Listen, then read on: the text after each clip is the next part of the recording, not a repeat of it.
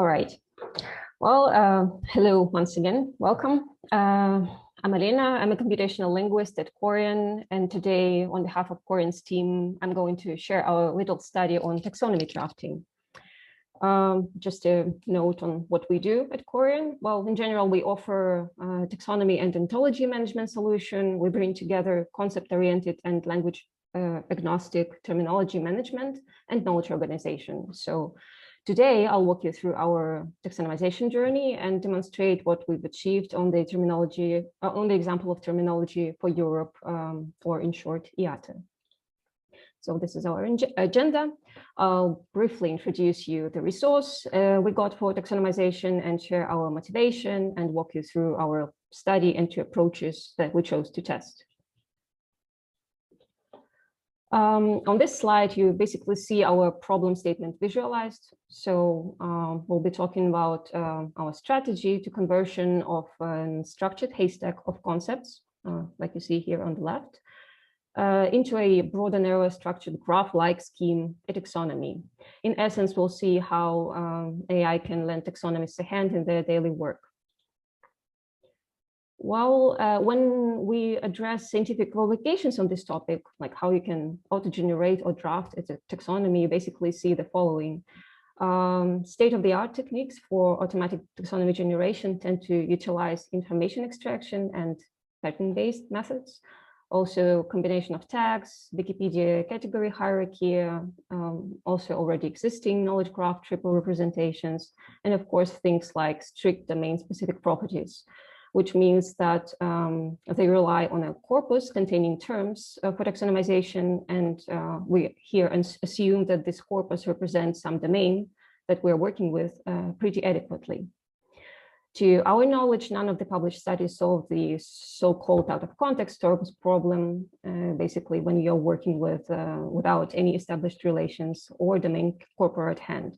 So we went to investigate if, given a flat list of COVID subdomain from IATE, without any relations between them, we could facilitate a speedy creation of a deeply structured taxonomy, turning these input concepts in a monohierarchical knowledge graph.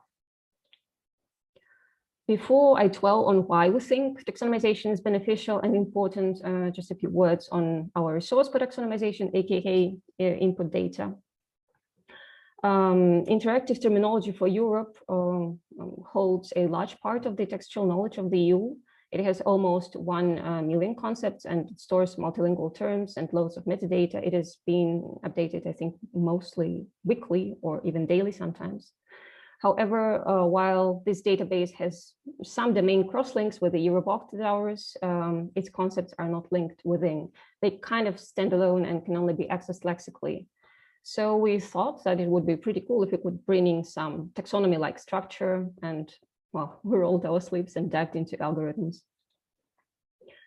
Why we did it and why we think it's important? Well, this way IATE data could not only be consumed by linguists, but would also become accessible, let's say, by the machine-readable Sparkle endpoint or any other way. This process would convert this IATE database into a powerful resource for different AI projects, particularly within the segment of small and medium-sized enterprises, basically the market players that have rarely the means to create this multilingual formalized knowledge of their own. And such knowledge is pretty priceless, I would say. It's highly organized, so it's very comprehensive and one can straightforwardly manipulate it as well as link it, extend it, search it, and yeah, so on. Whoop. Sorry. Yeah. Okay, so to test our hypothesis, we chose 2 scenarios, manual and semi-automatic taxonomization.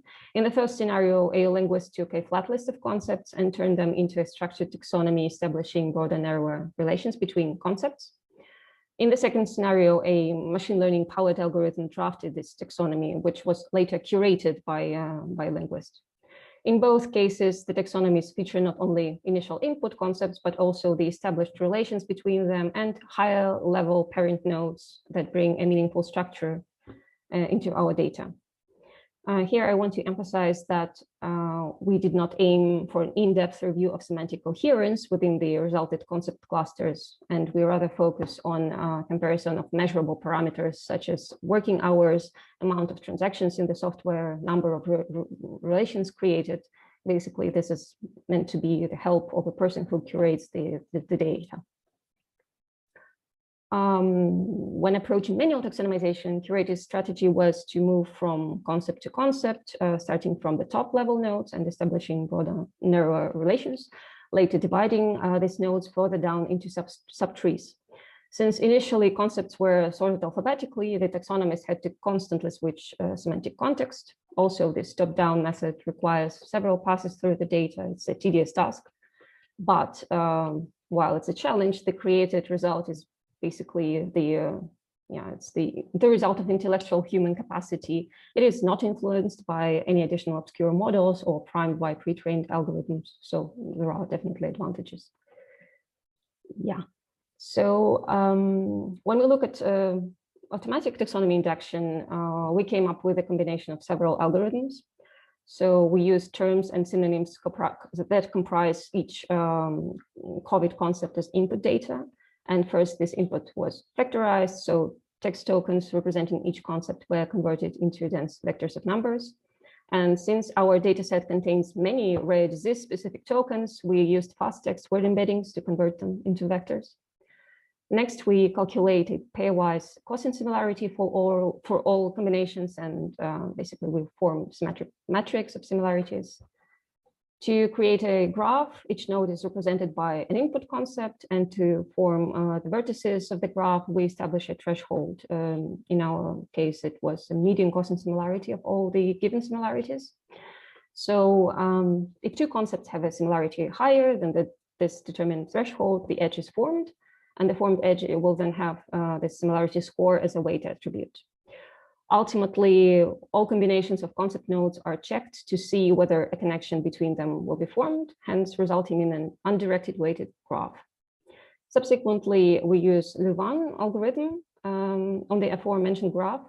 We do it to reveal the nodes that are more closely related than the others, and the process is executed recursively in order to further break down these clusters into subclusters.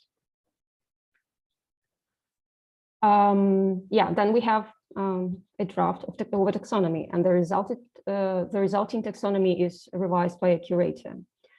In contrast to the manual taxonomization, the curator starts with a proposed draft, meaning that all COVID concepts became lymph nodes, and the higher level suggested nodes had unassigned temporary labels. You see the placeholders with the blue arrows, such as temporary ID 1, 2, 3, and so on. So here the curator's approach was to traverse clustered leaf nodes and assign meaningful names for each of 55 parent concepts, replacing temporary labels. Even though we did not quantify the semantic soundness of the generated clusters, most of them look accurate to us. Of course, there were some grouping errors likely triggered by corpora used to pre-train word embeddings.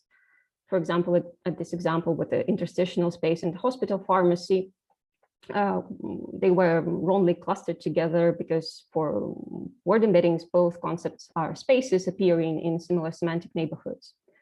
So at the bottom, you see that some existing concepts became parent concepts, as well as, for example, the curator here decided to make the existing containment measures the parent of civil confinement, disinfection, and infection control, and quarantine.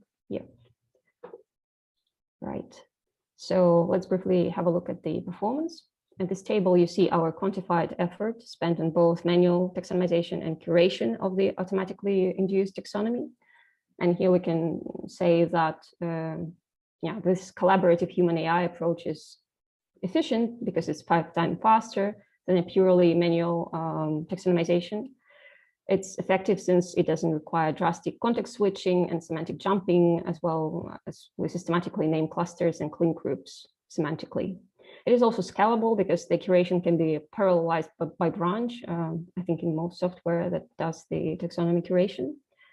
It is also measurable since we can answer how many branches are left to curate and more systematic than starting just with a flat list of concepts. When comparing these two approaches, we came to the conclusion that from a pure working style, this is a significant advantage to start with a draft taxonomy. So instead of being faced with a long to-do list, curators work cluster by cluster, section by section, and even when clustering fails, the main topic someone is working on remains stable, plus the software can facilitate this parallel working, allowing us distributed curation of separate subtrees. And you see these two figures. They display the structural difference between the concepts of two approaches. On the left, you see a manual taxonomization backbone, basically.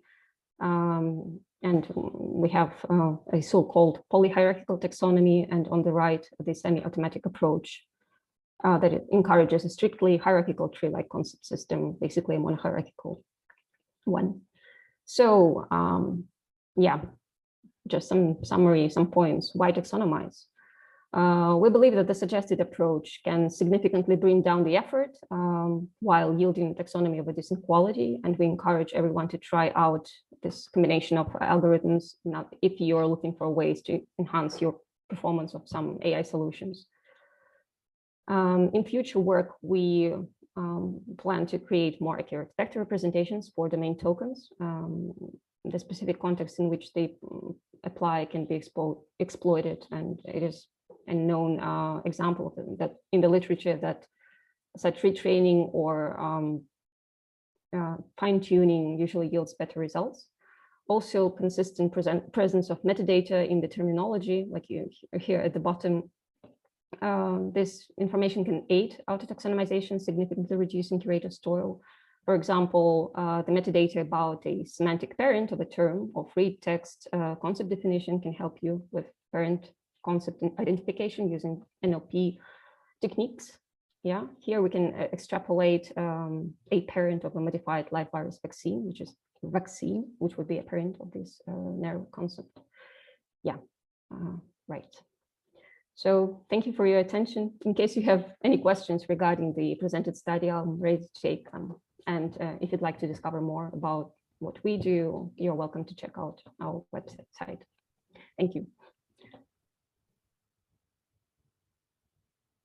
Thank you, Alina. Are there any questions so far? Yes, a question for me, if I can. So thank you very much, Alina. It's very interesting to see your effort. Actually, we did something quite similar in Springer Nature for building taxonomy or research areas. And I have a couple of questions. The first one is that it seems that the big challenge, especially with the semi-automatic method, is that after you cluster, you need to find the label. So the question will be how hard or easy was for domain expert to come up with the label and the agreement of this label, and if you can, if you think this task can also be automatized or automatized to a degree, so the algorithm will suggest something. Well, I think it's possible to some degree to automatize the induction of a parent of a specific cluster, like with this vaccine or tests that was in the presentation, like we have like a PCR test, I don't know, antibody test, and of course the parent would be a test. So this can be done if we have some metadata, which we have, and this is something that we are already doing. And then regarding the manual naming, well, this is a challenging one because the thing is that the people who were curating the study, in our case, two curators, two taxonomists, they were not the main experts, and for them it took some time to basically learn the domain, what it is about, since it's the very new topic to them. And when we were talking with people who are actually expert in the same in this domain of I don't know, disease medicine, it was interesting to see that even among them there were disagreement on how you would name basically a parent of a specific cluster of concepts. But I would say that in our case, the use case was to, in the end, to take the structure that we've created, this taxonomy, and feed it in the neural network for further downstream tasks, like we did the document classification, or you can do also automatic labeling of PubMed corpus, let's say And we see that there is a performance increase. There is definitely some improvement if you prime your neural nets with this ontology or a taxonomy, definitely. So you fit in the structure and you can get the increase in F1 performance. But yeah, it's a tricky one. I think when any human factor is involved in like a labeling task, it's never easy. There is always disagreement, and it's fine. But yeah, in our case, we had 2 curators, and neither of them was domain knowledge expert. Thank you very much, and I fully agree that we also did similar experiment, and yes, basically every classifier usually work better if you can have the structured ontology there. Just one last question. I was a bit surprised to see that the semi-automatically built taxonomy is actually smaller than the manual one.